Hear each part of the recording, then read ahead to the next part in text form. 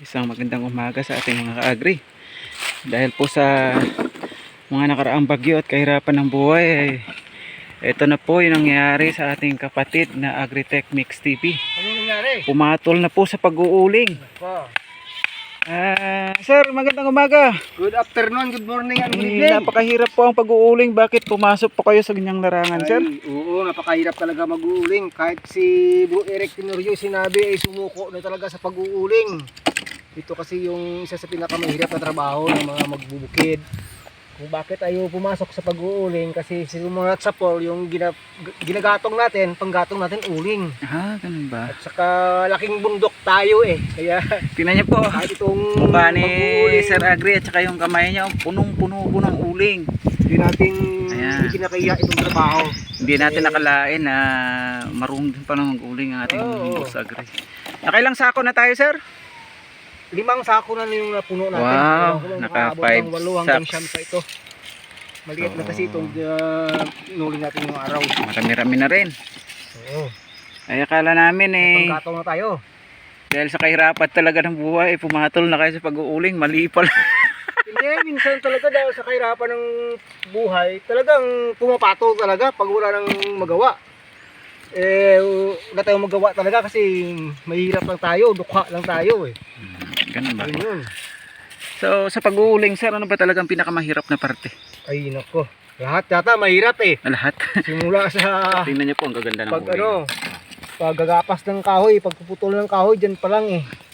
Pag hindi ka tawag, hindi ka po sanay, nako, ang kamay mo, lahat yan, puro blisters yan. Alam niyo ba yung anong blisters? Ay, mga ngalyo talaga yung kamay mo at saka hindi po lang kalyo, putok-putok. puputok yung kamay mo. Oo. Doon pa lang mahirap na. Tapos, maghahanap ka pa ng area mo, location, naghuhukay ka. Tapos pag nag-fire up ka nito, magpupuyat ka pa. O, kailangan talagang bantayan, Walang sir. tulugan. Nako. Kasi pag iniwan mo itong nabutas, nako, yung uling mo naging abo.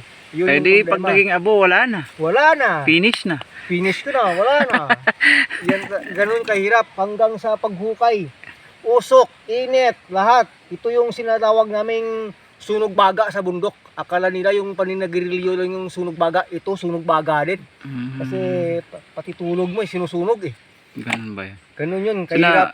Napakahirap pala talaga ang pag-uuling, ano? Yes sir, yes sir. Pero dahil nga sabi ko na sa inyo, sanay na tayo. Sanayan lang. Kasi mas mahirap yung wala kang kinakain. Yan. Ikaw, nakaranas ka ng gustong mong kumain, wala kang kinakain. Yung ngumunguya kang walang inunguya. Mas mahirap, sir, na gusto mong humiti pero hindi mo magawa. Ayun, Ayun, mahirap yun. pinakamahirap. Nakapagsaing ka na ba lang ng walang bigas? Try mo na. Kaya nga natin kumain na walang ulam eh. Oo. Walang ulam, walang pagkain eh. Yun, kaya yung iba, sabi okay lang. Nakita ko nga sa isang video eh. Oh, Nag-ain na sa hapagkainan eh.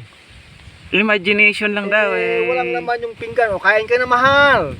Alam mo ba kung anong klaseng bigas yung binili nila, sir? Ano? Memorize. Memorize. Kaya wala kang magkikita. Bigas kumakain.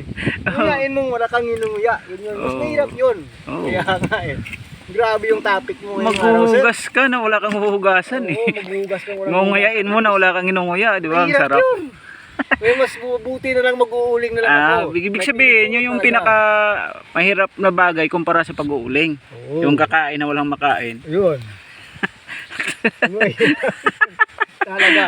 Ayos Mga kagri, alam niyo na kung gaano kahirap yung pamumuhay. Kaya sa mga nagmamadali dyan, huwag magmadaling mag-asawa. Akala nyo mura yung mga pagkain ngayon. Bigas, pagkain, gatas, nako, pag yun, nako.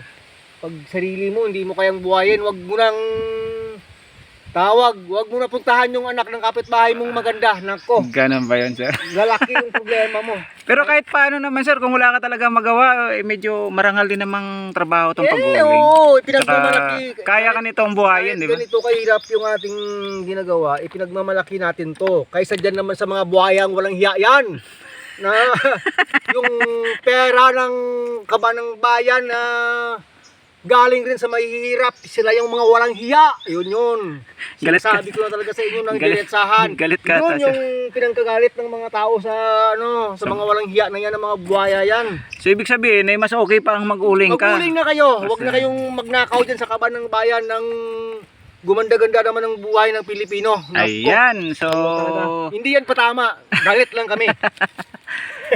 ayan. Pera na lang sa mga mabubuti nating mga mga tawag, mga government officials ha. Yun ay patama lang talaga sa talagang tatamaan. Oh, so Pag hindi ka gumawa nun, hindi ka naman tatamaan eh. maliban doon sir, bago tayo magtapos ay Yes, sir. ano pa yung pinaka last words na masasabi mo sa Tungkol ating sa- mga kababayan? Nako, tungkol sa sa pag-uuling ba Oh. o sa hanap buhay? Related dito sa uling kung gaano Ayun po. kahirap. Yung masasabi ko siguro magtrabaho tayo kahit anong klaseng trabaho basta marangal. Hindi po tayo nagnanakaw, nagsisikap tayo. Hingin natin sa Panginoon yung more patience, more wisdom. Dasal palagi. Alam nyo naman, wala tayong magagawa sa buhay pag hindi tayo tutulungan ng Lord. So, yun po. Pasalamat talaga tayo. Kahit ganito lang ka simple yung buhay natin, hindi tayo mayaman, pero masaya naman kami. Masaya naman kami. Napakababaw lang kasi ng mga kalagayahan namin. Kontento na kami sa buhay. Kaysa dyan naman, ang daming pera, nagtatago ngayon. Patay kayo.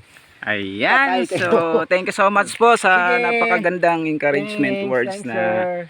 binigay ng ating mga kaagre. So thank you so much po hanggang sa susunod po na Welcome, video welcome. natin. Thank you so much.